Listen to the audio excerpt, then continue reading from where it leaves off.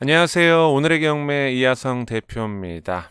유튜브 멤버십 회원과 오프라인 그룹 강의 회원들 위해서 제가 최근에 메가랜드에서 완강했던 너무 쉬운 부동산 경매 기초과정 20강과 더불어서 심화과정 20강 총 40강을 재촬영해서 여러분들께 제공해 드리고 있습니다.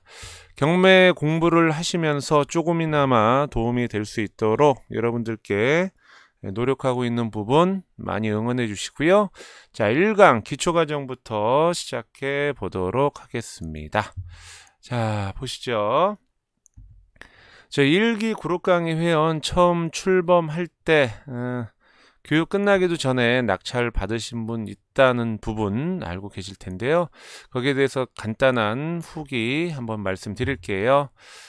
자, 안녕하세요. 저는 1기 회원 천현우 회원입니다. 얼마 전 2019 타경 12512 물건번호 2번 최고가 낙찰을 받았습니다. 유튜브를 통해서 대표님 알게 되었는데 2021년 2월 27일 날 둘째 딸 출산 예정인데도 불구하고 이분께서 저 멀리 시흥에서 버스를 타고 8주 동안 강의 들으러 오셨습니다.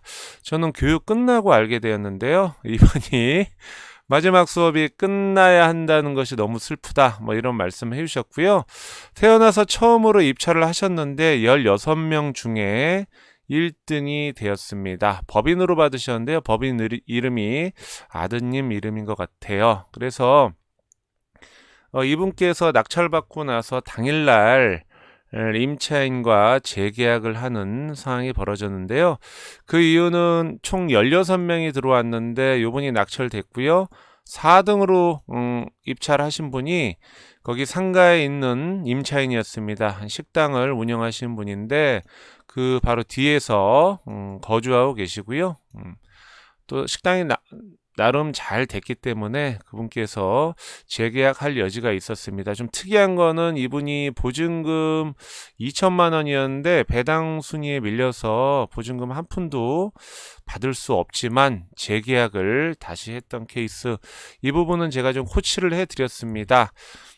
그래서 이분이 이거 낙찰받은 이유가 고향이 통영이시더라고요. 예, 통영에서 거기서 안전공단 가스기지에서 처음으로 돈을 벌었고 하루하루 힘들게 살다가 이제 경기도 시흥까지 상경하셔서 지금 성공적인 삶을 살고 계신데 또 공교롭게 첫 낙찰이 통영이었습니다. 이런 부분이었고 낙찰 당일날 집으로 오지 않고 임차인 만나가지고 재계약 여부 물어보고요.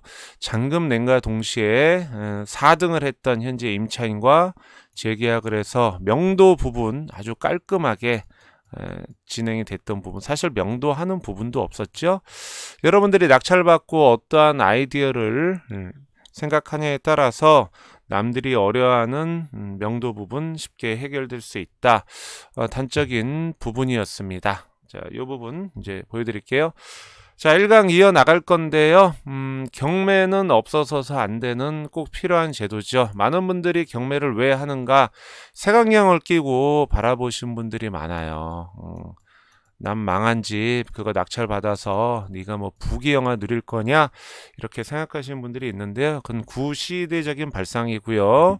누군가의 빚을 갚아준다는 거는 그분의 채무를 저희가 변제해줌으로써 개인의 빚과 은행의 빚, 때로는 국가의 빚까지 저희가 갚아준다는 순기능이라고 생각을 하시고요. 경매하는 이유는 자신의 재산을 지킬 수 있는 부분도 가장 크고요. 부동산 공부를 가장 빨리 할 수 있습니다. 그리고 여러분들이 가장 좋아하시는 시세보다 저렴하게 취득할 수 있고 지금 배워놓으면 평생 쓸 수 있는 기술이다. 내 재산을 스스로 지킬 수 있다. 이런 부분이고요. 경제가 어려울수록 좋은 물건 많이 나오죠. 글로벌 경제 위기뿐만 아니라 코로나가 계속 진행되면서 지금 상가 경기 많이 추락하고 있는데 사실상 2021년 지금 2월이잖아요. 올해와 내년에 경매를 함에 있어서 슈퍼 사이클입니다. 많은 물건 쏟아져 나올 수 있기 때문에 여러분들 지금 유튜브 멤버십 회원 가입이라던가 또 멘토링, 그 다음에 그룹 강의 회원분들 좋은 결정하셨고요. 여러분들 스스로 성공 투자하기 위해서 많은 노력을 기울여야 하고요. 저희 오늘의 경매에서도 많이 도움 드리도록 하겠습니다. 자, 그럼 경매는 무엇인가? 법원 경매는 채무자 소유의 부동산을 압류 환가하여 그 매각 대금을 가지고 채권자 금전 채권에 만족시킨다. 다른 게 아니고요. 빚을 저희가 해결해 준다. 이렇게 생각하시면 될 것 같아요. 민사집행법에 의해서 경매는 이루어지고 있고요. 부동산뿐만 아니라 동산도 매각합니다. 제가 유튜브에서도 많이 말씀드렸지만 동산하면 대표적인 거 자동차 경매, 특히 수입 자동차 많이 있습니다. 여러분들 뭐 눈여겨보시라고 제가 말씀드렸던 부분이 있었고요. 자, 법원 경매는 임의 경매와 강제 경매로 나눠지는데요. 보통 임의 경매 같은 경우는 등기부에 기재된 대표적으로 근저당 설정은 누가 할까요? 보통 부동산을 담보로 은행에 가지 않습니까? 은행에서 근저당 설정하고 특별한 재판을 받지 않고 바로 경매 실행할 수 있는 게 임의 경매고요. 강제 경매는 그러한 제도적 장치 없이 법원의 판결문을 받아서 경매를 신청하는 게 강제 경매입니다. 이 정도 보시면 될 것 같고요. 자, 경매는 왜 하는 겁니까? 선택이하는 필수다. 경매는 부동산 침체기에 반드시 기회가 온다. 지금 기회라고 보시면 될 것 같고요. 자, 매각이 될 때까지 진행되고 유찰 시 서울 같은 경우 20%, 서울 이외에 경기도나 지방은 30% 저감됩니다. 경매 가장 큰 매력이라고 할 것 같으면 내가 스스로 금액을 정할 수 있다는 부분이죠. 자, 미래를 대비하기 위해서 여러분들 공부를 하시면 어떻게 됩니까? 석세스, 성공한다. 자, 그런 부분이고요. 부동산 경매는 반대로 투자해야 됩니다. 이게 무슨 소린가? 여러분들 볼게요. 부동산 시장 호황기, 상식적으로 생각을 해보세요. 부동산 시장 호황기에는 경매 물건이 별로 없습니다. 매매 가격은 당연히 급증하고요. 그래서 입찰자가 급증하면 낙찰 가율도 사실상 올라간다는 것은 기본적인 사항입니다. 이와는 반대로 부동산 침체기, 주택시장 현재는 침체기라 할 수는 없죠. 아파트 가격 미친 듯이 올라가고 있지만 전반적인 부동산 사이클로 볼 때는 침체기라고 볼 수 있는데요. 이럴 때는 경매 물건이 증가합니다. 특히 상가 경기에 코로나 영향이 있다고 말씀드렸고요. 자, 그럼 매매 가격이 급락을 할 수밖에 없는데 아파트는 지금 보합이고 오히려 오르고 있다. 그래서 표준치에서는 좀 떨어지는 얘기입니다. 자, 통상적으로 부동산 침체 기간은 입찰자 수가 감소하게 되면 낙찰가율도 하락한다. 이런 원론적인 얘기 말씀드렸고요. 경매의 장점과 단점, 우선 장점부터 한번 보겠습니다. 장점하면요.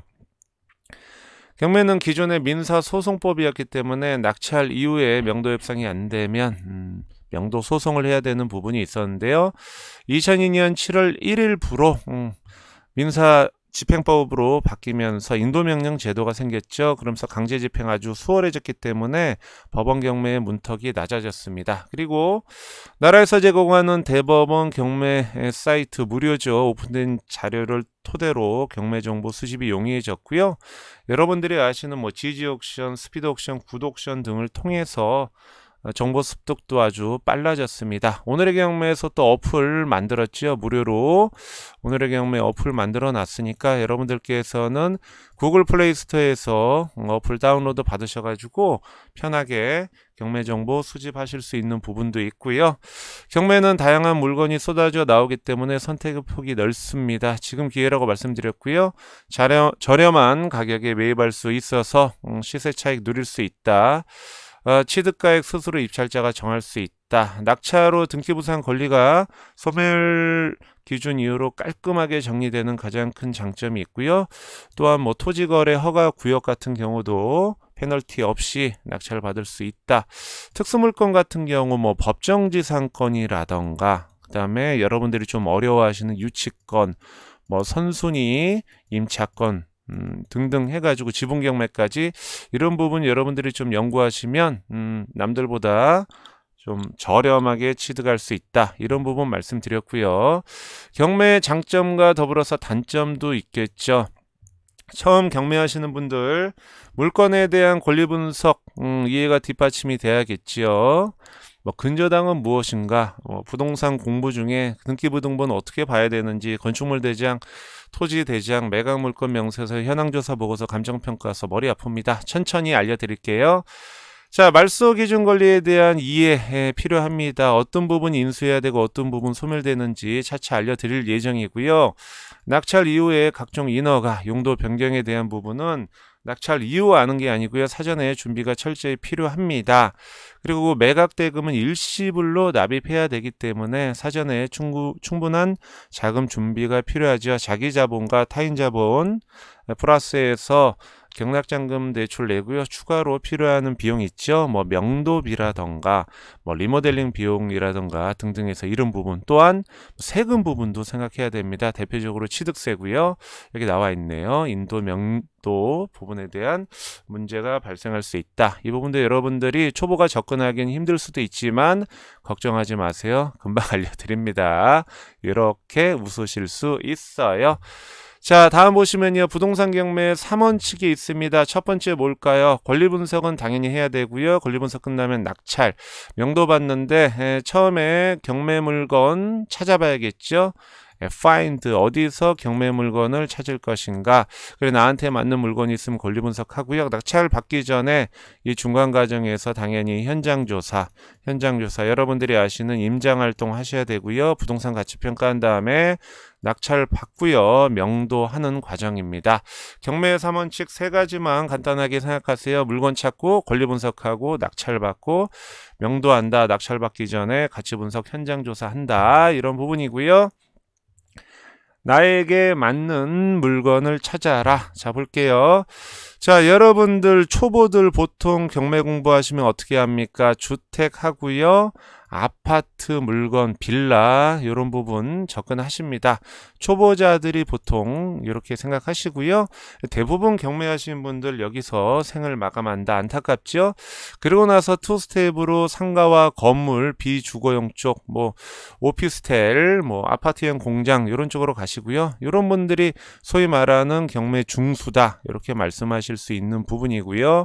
그 다음에 좀 배웠다 하시는 분들은 이 토지 부분, 토지, 나는 고수다. 뭐 이런 분들 고수라고 할 수 있습니다. 그리고 공장, 그 다음에 뭐 지분 경매, 뭐 이런 부분까지 들어가면은 특수물건 손댄다. 그렇게 생각하실 수 있는데요. 저희 오늘의 경매에서 그룹 강의나 지금 이 강의를 듣는 분들은요, 이런 거 다 파괴합니다. 지금 당장 초보도 공장 입찰할 수 있고요. 토지도 입찰할 수 있고요. 주택 모두 입찰할 수 있습니다. 난 초보니까 주택만 할 거야. 난 초보니까 공장 못해. 난 유치권 못해. 선순위 못해. 그럴 수 없습니다. 시간은 짧고요. 우리는 부자가 되기 위해서 노력해야 되기 때문에 오늘의 경매 이하성이 여러분들께 말씀드리는 강의는 두려움 없이 어떤 종목이든 바로 저희는 입찰할 수 있도록 도와드릴 예정이니까요. 이 강의 40강 중에 벌써 이제 1강 마무리합니다. 여러분들 실전 경매 Q&A 가장 많이 물어보시는 거 한번 볼게요. 경매 당일 입찰자 수가 몇 명이 경쟁하는지 알 수 있나요? 가장 많이 물어보시는데요. 입찰자 수는 당일 개찰해야 알 수 있습니다. 입찰 당일날 현장 분위기에 동요해서 입찰 금액 바꾸면 안 된다. 근데 사실상 제가 메가랜드 강의할 때는 입찰 경쟁자 수 알 수 없다라고 말씀드렸는데요. 경매 현장 조사와 인터넷 데이터를 통해서 대략적인 입찰 경쟁자 수를 파악할 수 있고요. 경쟁자 수에 따라서 입찰 가격이 뭐 플러스가 되거나 마이너스가 되진 않습니다. 사실상 입찰하기 전날 금액을 정하지 않습니까? 그렇기 때문에 당일날 법원에서 너무 동요되지 말라, 그런 말씀 드릴 수 있고요. 사실상 현장 조사하시면은 경쟁자 수 어느 정도 파악이 됩니다. 그러면 너무 많이 입찰 들어올 것 같아 하면은 과감히 패스할 수 있는 부분도 지혜라고 좀 볼 수 있고요. 어차피 입찰 들어가 봐야 들러리 될 확률이 높기 때문에. 두 번째 질문입니다. 제가 입찰할 경매 물건을 보고 있는데요. 채권자가 신청한 강제 경매 신청 금액이 500만 원밖에 안 돼요. 채권자가 배당받기는 힘들어 보이는데 이렇게 낙찰 받더라도 경매가 자동 취소됩니까? 이런 질문을 해 주셨거든요. 뭐 경매 채권 금액이 적다 하더라도 입찰은 가능합니다. 그런데 예를 들어서 이 경매 신청권자가 받을 500만 원보다 더 저렴하게 낙찰이 된다라고 하면은 경매 신청하는 이유가 없기 때문에 법원에서 경매 신청권자가 받을 금액이 없으면 무익녀 금지의 원칙에 의해서 그냥 자체적으로 기각을 시킵니다. 이 이유는요, 경매 신청을 할 때 강제 집행의 일환으로 너무 남발하지 말라는 그런 내용입니다. 자, 이 정도로 보시고요. 메가랜드에서 1강 이렇게 짧게 끝냈습니다. 기존에 제가 온라인 강의는 보통 한 강의 한 40분에서 50분을 했는데요. 여러분들 뭐 사실상 제가 축약적으로 빨리빨리 진행을 해 드리도록 할게요. 자, 요번에는요 1강, 2강 같이 진행되는데요. 2강 이어서 나가도록 하겠습니다. 너무 쉬운 부동산 경매 2강 기초 과정입니다. 2강 갈게요. 자, 경매는 타임입니다. 대기업 연봉이 날아갔던 사건입니다. 저희 멤버십 회원이나 그룹 강의 회원분들 스피드 옥션 플랫폼으로 사용하고 있습니다. 최근에 있었죠. 2019 타기형 7069입니다. 서울중앙지방법원에서 2020년 10월 21일 날 제가 유튜브에서도 말씀드렸던 추천 물건이었죠.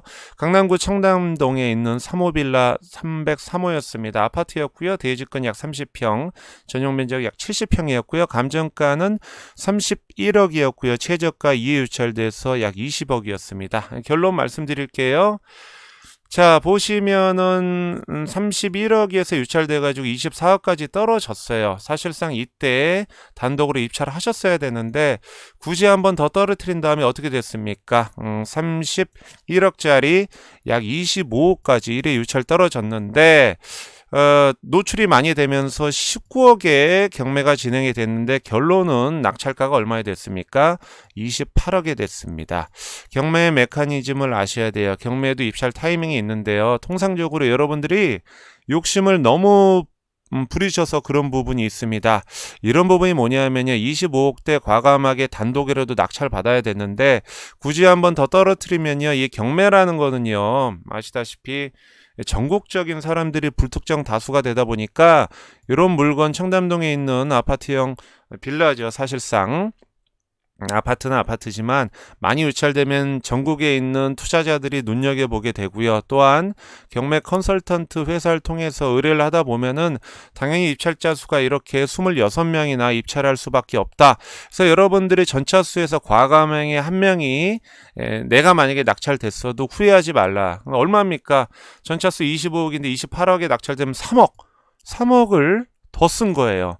그러니까 경매는요. 특수 물건을 통해서 여러분들이 무슨 저렴하게 취득하려고 하는 부분도 있지만 이렇게 입찰 타이밍만 잘 잡아도 3억이란 돈을 더 벌 수 있었던 케이스니까 여러분들 너무 욕심부리지 마시고 내가 단독으로 낙찰받아도 때로는 신권을 낙찰받아도 후회하지 마십시오. 여러분들의 선택 아주 중요하고요. 스스로를 믿기 바랍니다. 그러기 위해서 저희가 공부하는 부분이고요. 자, 이론 이어나가겠습니다. 지금 현재 너무 쉬운 부동산 경매 이어나가고 있고요. 자, 10분 만에 습득하는 경매 용어 전혀 모르시는 분들이 있는데요. 사실상 제가 오프라인 강의할 때 용어 부분 많이 스킵하는데요. 그 부분 여기서 보충해 보도록 하겠습니다. 경매 보시면요. 임의 경매가 있고요. 강제 경매가 있습니다. 이게 무엇에 쓰는 물건인가 많은 분들 헷갈려 하시는데요. 자, 임의 경매 같은 경우는 담보권 실행을 위한 경매라고 봅니다.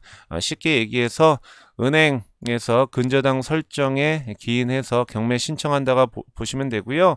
강제 경매는 등기부에 기재되지 않은 상태에서 경매할 수 없으니까 판결문 가지고 와라.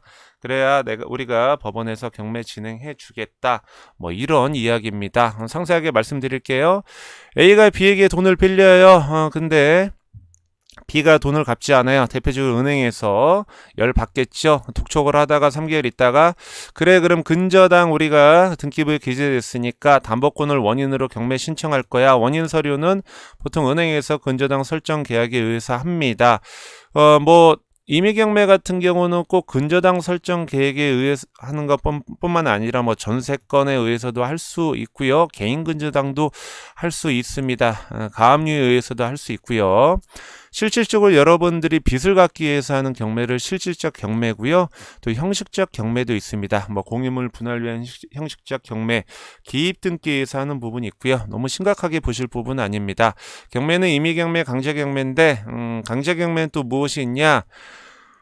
돈 빌려준 사람이 아무런 담보 없이 등기부의 기재 안에서 대여금 청구 소송에 의해서 집행권원 판결문 받아서 경매 신청한다는 얘기고요. 자, 여기서 여러분들이 아셔야 될 포인트는 임의 경매는 취하될 확률이 별로 없어요. 물론 경매 청구 금액이 작으면 취하될 수 있겠지만 강제 경매는 보통 개인 간에 이루어진 빚이기 때문에 경매 청구 금액이 부동산 대비해서 아주 저렴할 수 있기 때문에 강제 경매는 막판에 취하될 확률도 있습니다. 개인 간에 채권 채무 관계가 있으니까 그런 부분 좀 유념하시길 바라고요. 넘어가겠습니다. 용어가 좀 길어요. 두 번째 사건 번호입니다.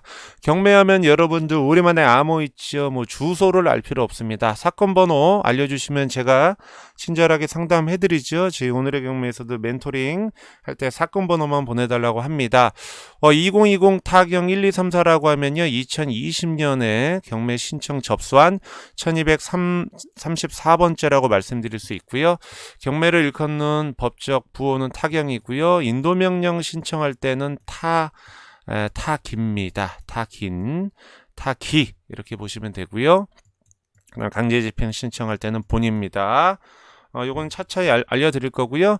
경매물건 2회 2020 타경 1, 2, 3, 4 2회 뭐 2번, 3번, 4번, 5번, 6번 막 나오는 게 공동담보물건이 경매물건 나올 때 이렇게 물건 번호 붙이니까요.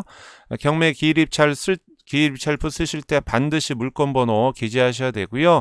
단순히 1번 물건만 있다라고 하면 1번 적어 놓으시면 될 것 같습니다. 경매 물건 종별뿐만 아니라 부동산 종별은 크게 주거용과 상업용, 토지, 기타 분류된다는 거 경매 물건 보면서 말씀드릴 거고요. 대지건이 뭡니까? 토지의 면적이라고 보면 됩니다.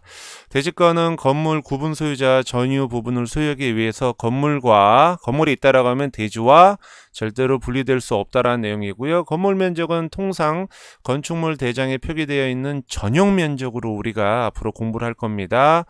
아파트도 분양평수가 아니고요. 건물도 그렇고요. 전용 면적으로 표기가 되고요. 실제로 경매 정보지 보셔도 다 전용 면적으로 표기가 됩니다. 또 계속 영어 보고 있습니다. 매각 물건의 종류, 토지 및 건물의 일괄 매각입니다. 당연히 부동산은 토지 및 건물 아니냐 이렇게 생각하시는 분들이 있는데요. 토지만 경매 나오는 경우도 있고요. 건물만 경매 나오는 경우도 있습니다. 다 보시면요. 자, 매각기일은 무엇인가? 경매법원에서 목적 부동산에 대하여 경매를 실행하기 전에 입찰하기 전에 입찰 시각, 입찰 장소 등을 매각기일 14일 전에 인터넷과 각종 일간지에 공고한다는 내용이고요. 제시의 물건, 제시의 건물이라고도 하는데요. 건축물 대장상 나타나지 않은 물건, 현장에 가면 있는 물건, 공적 외적인 물건입니다. 우리가 경매 입찰할 때 제시의 건물이요. 매각에 포함되어있는지 안 되어있는지에 따라서 명도 난이도가 좌지우지 됩니다. 차차 실전 사례를 보면서 말씀드리고요. 보시면 입찰 보증금은 최저 매각 가격의 10%입니다. 만약에 5억짜리 입찰 들어가는데 신건이야. 그럼 10%면 5천만 원 준비하시면 되고요. 권리분석 잘못해서 잔금 못 내시면 5천만 원 어떻게 된다? 떡 싸먹는다. 이렇게 보시고요.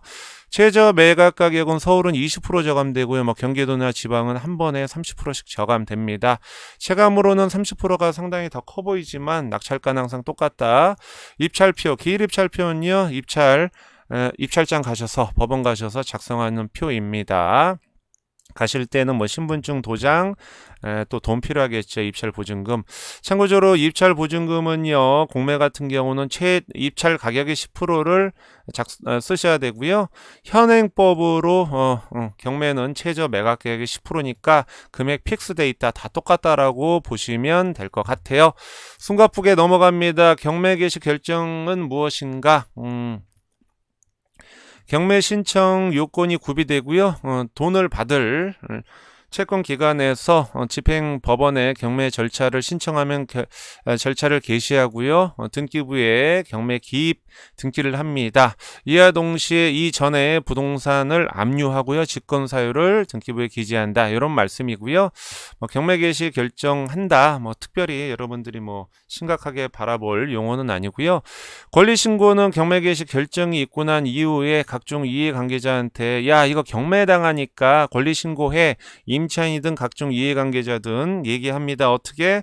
법원에서는 모든 서류 진행사항을 서류를 만들어서 각종 이해관계자, 임차인 포함해서 소유자까지 송달을 해줍니다. 송달 우선주의로 진행되고 있기 때문에 이해관계자한테 송달이 느려지면요 경매 사건이 좀 천천히 진행되고요. 때로는 송달 간주 처리도 합니다. 자, 그래서 권리신고를 할 때 권리신고서를 작성해야 되고요. 또 배당 요구 종길이 있습니다. 1번, 2번, 3번 배당 요구 종길 내에 배당 받을 수 있는 사람 반드시 배당 요구를 하셔야 나중에 누군가 낙찰받고 잔금 쌓이게 되면은 법원에서 배당 요구 종길 내에 배당 요구 신청한 사람에 한해서 배당금을 지급한다는 거 이렇게 아시면 될 것 같고요. 우리가 낙찰을 받고 나면요 14일 이후 매각 허가 결정 기일이 완전히 끝나고 나서 15일 차에 우리 집으로 우리 거서지로 주소지로 야 돈 내, 잔금 내라고 통지합니다. 그러면 돈 내면 됩니다. 여러분들이 경매 절차 잘 모르시는 분들은요 경매를 신청을 해보시거나 경매를 우스갯소리로 당해보시거나 아니면 낙찰 받아보시면 경매 절차 한 방에 다 알 수 있다라는 부분입니다. 절대 경매 당하면 안 되겠죠. 여러분들 우리는 경매를 신청을 하거나 낙찰을 받으셔야 된다. 경매 신청 시한은 별거 없고요. 임의경매 같은 경우는 빚 갚으면 끝나고요. 강제경매 같은 경우는 만약에 낙찰을 받았다. 낙찰자의 동의가 필요하다. 근데 낙찰자가 강제경매로 낙찰받은 낙찰자가 절대 동의서 안 써준다고 해도 법으로 우리가 취하시킬 수는 있는데 절차가 상당히 까다롭기 때문에 강제경매 같은 경우 낙찰자한테는 좀 용돈 좀 주셔가지고 취하서를 동의받아서 취하해야 된다. 이런 부분입니다. 실질적으로는 그분의 낙찰 받은 부분에 대해서 대가는 좀 주시는 게 나을 것 같다라는 거고. 자, 여러분들이 권리 분석할 때 제가 오프라인 강의에서도 말씀드리죠. 말소기준 권리 이거 하나 하면 끝난다. 근저갑 정경담, 근저당,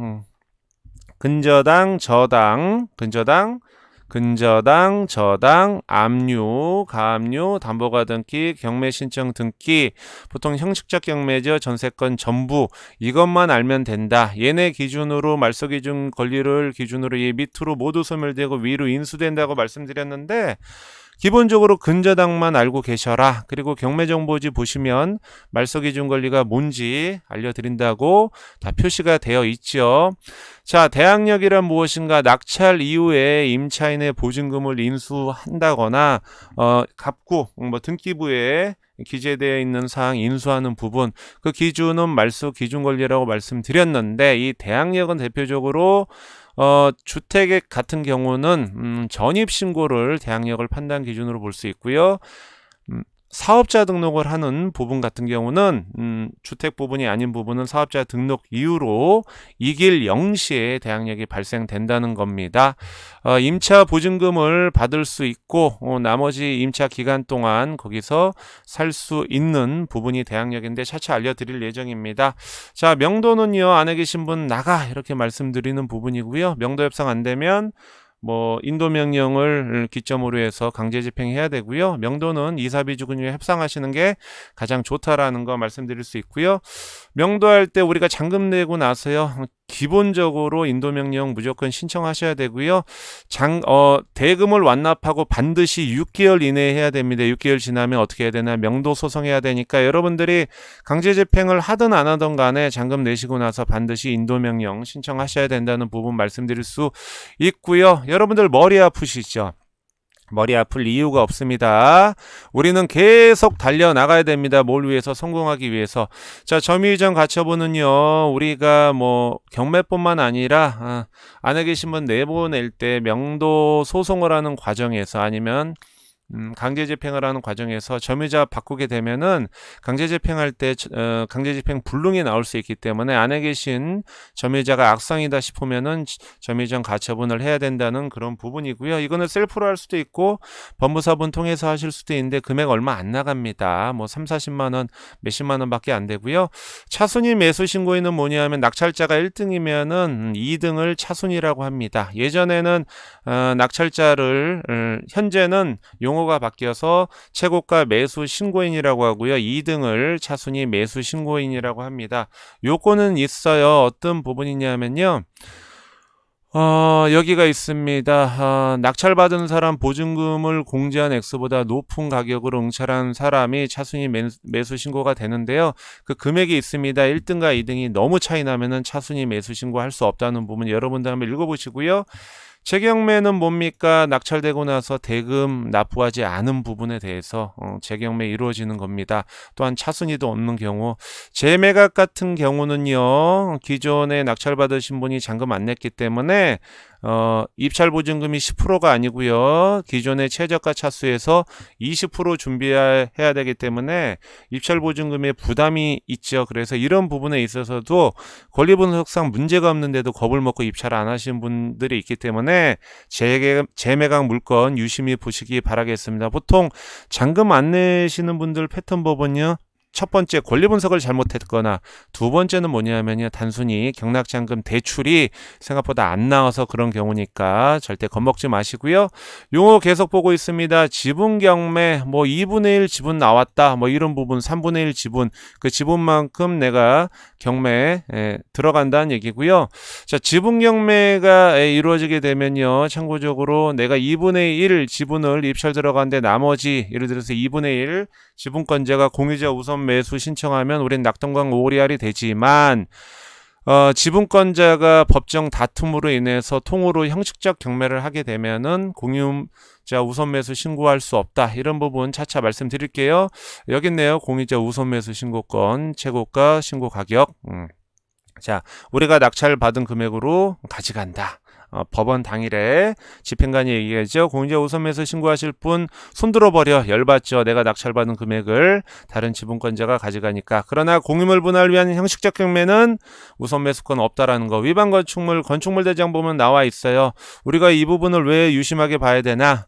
우리가 경락잔금 대출 받을 때 제한이 있습니다. 경매하면 상관없는데 치명적이라면 대출 안 나오기 때문에 여러분들이 안일하게 입찰 들어갔다가 대출 안 나와서 잔금 못 내는 상황, 입찰 보증금 법원에서 돌려주지 않습니다. 내가 10억짜리 입찰 들어가는데 1억을 입찰 보증금 넣었는데 만약에 잔금 못 내면 1억 어떻게 되나? 떡 싸먹죠. 오늘의 경매 와서 강의 들었는데 야, 너 돈 벌러 갔는데 1억을 날려먹었다며. 뭔 일이냐? 그런 사태가 발생되면 안 되고요. 전 여태까지 이런 경우는 한 번도 없었습니다. 입찰 들어가기 전에 대출 확실히 나오는지 위반 건축물 있는지 확인해 봐야 됩니다. 기본 중에 기본이다. 자, 임차권 등기입니다. 어떤 부분입니까? 내가 서울 사는데 부산으로 발령받았어요. 부산에서 다 업무를 다 마치고 서울로 다시 터나려고 하는데 임차인으로 살고 있는데 주인께서 내 보증금을 주지 않아요. 근데 대항력을 유지하기 위해서 계속해서 점유할 수 없기 때문에 이렇게 뭐 전세권 등기라든가 등기부에 임차권 등기하는 거를 이렇게 말씀드린 부분이고요. 가등기. 우리가 입찰할 때는요. 담보 가등기하고 보전 가등기가 있는데요. 가등기 권자가 경매를 신청하면요. 담보 가등기이기 때문에 안전하게 입찰할 수 있는데 보존 가등기면은 나중에 우리가 낙찰받고 나서도 소유권을 뺏길 수 있어요. 그럴 때는 절대 입찰하지 마세요.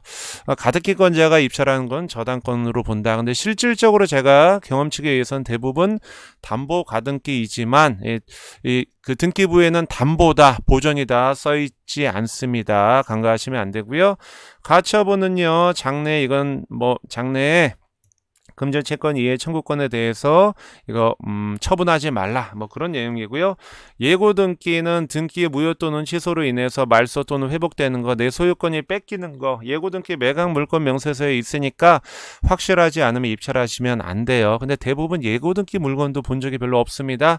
지금 시점에서 대지권 미등기는요, 지적정리 지연, 대표적으로 아파트죠. 대지권 등기를 하지 못한 상태입니다. 단순한 부분이 많은데요. 낙찰 이후에 대지권에 관해서 등기할 수 있게 등기 비용만 내면 되는 경우가 대부분인데 아니한 경우도 있으니까 물권보험서 나중에 말씀드릴 거고요. 자, 얘네 쌍둥이 있죠. 토지 별도 등기도 있습니다. 예전에 구 토지 등기를 보면은 토지의 등기부에 저당권 금액이 잡혀 있어요. 융자가 있어가지고 낙찰 이후에 이 부분을 우리가 물어줘야 된다. 그런 부분이 있을 수 있어요.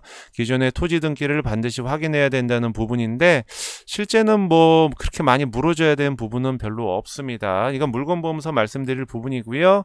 유치권 신고된 물건 아주 중요하죠. 유치권은 말소기준권리 기준으로 선순위이든 후순위이든 무조건 인수합니다. 그렇기 때문에 여러분들 계획 철저히 세우셔야 되고요. 대부분 허위 유치권이라 단정할 수 있는 부분은 아니지만 비율은 좀 많이 높습니다. 유치권 신고된 게 경매하면 상관없는데 아주 높다라고 하면은 경락잔금 대출에 있어서 또 페널티가 있기 때문에 많이 좀 여러분들 고민해 보셔야 될 부분이고요. 못할 거 없다 말씀드릴 수 있고요. 법정 지사권 설정된 거는요, 저당물의 경매로 인해서 토지와 건물이 원래 하나의 주인이었는데 각각 다르게 되는 부분은 지사권 설정한 걸로 본다라는 건데, 자, 실무 강의에서 차차 말씀드리겠습니다. 분묘 기지권은 내가 낙찰 받은 뭐 임야라던가 토지 위에 분묘가 있다 이런 부분인데요. 자, 이런 거는 뭐 현장 조사하면 알 수 있고요. 장사법에 의해서 함부로 내가 낙찰 받았다고 묘를 봉분을 막 파헤칠 수 없습니다. 당연하겠죠. 그런 부분이고요. 여러분들 1, 2강 좀 숨가쁘게 했는데 장시간 수고하셨습니다. 제가 인터넷으로 컴퓨터를 뚫고 이렇게 손을 내밀었죠. 실전 경매 Q&A 또 보겠습니다. 볼게요. 경매 용어 중 중복 경매는 뭐고 병합 경매는 뭡니까? 별건 아닌데요. 말씀드릴게요. 중복 경매는요, 1차로 어떤 분께서 경매 신청을 뭐 1월 1일 날 하셨는데요. 다른 채권자가 뭐 2월 1일이든 더 후순위로 또 경매를 신청한 부분, 중복, 그런 부분, 근데 대부분 동일인이 중복 경매 신청하는 경우가 있고요. 병합 경매는요, 다른 채권자가 또 경매 신청하는 경우인데, 특별히 뭐 중요한 부분은 아닙니다. 그냥 읽어보세요. 우리는 경매 사건 번호는 첫 사건 경매, 모 사건이거든요. 만약에 2020 타경 뭐 1, 2, 3, 4가 제일 먼저 경매를 신청했다. 그 이후로 뭐 2, 3, 4, 5, 6, 뭐 5, 6, 7, 8 얘네들 다 필요 없고요. 얘만 우리들이 알면 된다. 만약에 얘가 취하되면 두 번째 사건 번호만 알면 되는데요. 경매 정보지에 따끈따끈하게 나와 있는 검은 글씨 제일 큰 경매 사건 번호만 여러분들이 입찰표에 쓰시면 된다라는 얘기고요. 건물 등기부 보니까 강제 경매 개시 결정 2020 타경 00 땡땡땡 권리자가 선정 당사자 김땡땡이 되어 있는데 보통 강제 경매 시 누구 이름으로 되어 있는데 선정 당사자는 무엇입니까? 왠지 겁이 나죠? 그러네요. 경매 신청하는 사람이 개인이나 법인이어야 되는데 선정 당사자는 뭐죠? 여러분들 겁나죠? 지금 현재 선정 당사자는 딴 게 아니고요. 소송 진행을 할 때 여러 명이 하는 경우가 있는데 그 중에서 한 명, 보통 법정 대리인, 변호사, 법무사 선임해가지고요. 그분이 선정 당사자가 된다라는 얘기입니다. 근데 이제 여기서 파생될 게 그래서 소송 대리인이 아니라고 하는 부분이 있는 건요. 단순히 개인을 선정 당사자로 지정하는 경우가 있고요. 또한 소송 대리인 경우는 변호사가 또 선정 당사자가 되는 경우도 간혹 있습니다. 여기서는 두 가지로 좀 분리를 해야 된다는 부분 말씀드릴 수 있고요. 자, 여러분들 하루에 10분씩 경매물건 꼭 보세요. 지금 저희 오프라인 강의 듣는 분들 있지 않습니까? 오프라인 강의 듣는 분들, 그룹 강의원들 스피드 옥션 2개월 무료 저희가 드리고 있죠.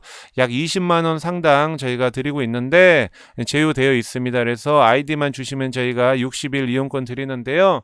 여러분들 경매물건 밥 먹듯이 그 PC 버전으로 좀 보시는 게 좋을 것 같고요. 모바일 버전으로 보실 분들은 오늘의 경매 어플 무료 있습니다. 구글에서 다운로드 받으면 평생 무료로 보실 수 있는데요. 그 경매 정보력은 아무래도 이 유료 경매 정보지가 정보력은 좀 더 많다 이렇게 보실 수 있는데 라이트하게 경매 보실 분들은요. 오늘의 경매 저희 사이트죠. 어플 다운로드 받으셔서 언제나 24시간 편하게 보시길 바라겠습니다. 하루에 10분씩 보시고요. 아무리 저희가 뭐 경매 강의를 한다거나 현장 실습을 하고 멘토링을 해도요. 결론은 입찰하셔서 여러분들 성공하셔서 부자 되는 건 여러분들의 몫입니다. 하루에 10분씩 꼭 경매 물건 보시고요. 지금 이 강의를 듣는 분은요, 유튜브 멤버십 회원과 그룹 강의 회원분들 보고 계신데요. 멤버십 회원분들도 오늘의 경매 어플 많이 보셔가지고 하시고요. 스피드 옥션도 많이 보시길 바라겠습니다. 1, 2강 이렇게 마치고요. 다음 시간에는 기초과정 3강 계속 이어나가도록 하겠습니다. 지금까지 오늘의 경매 이하성 대표였습니다. 감사합니다.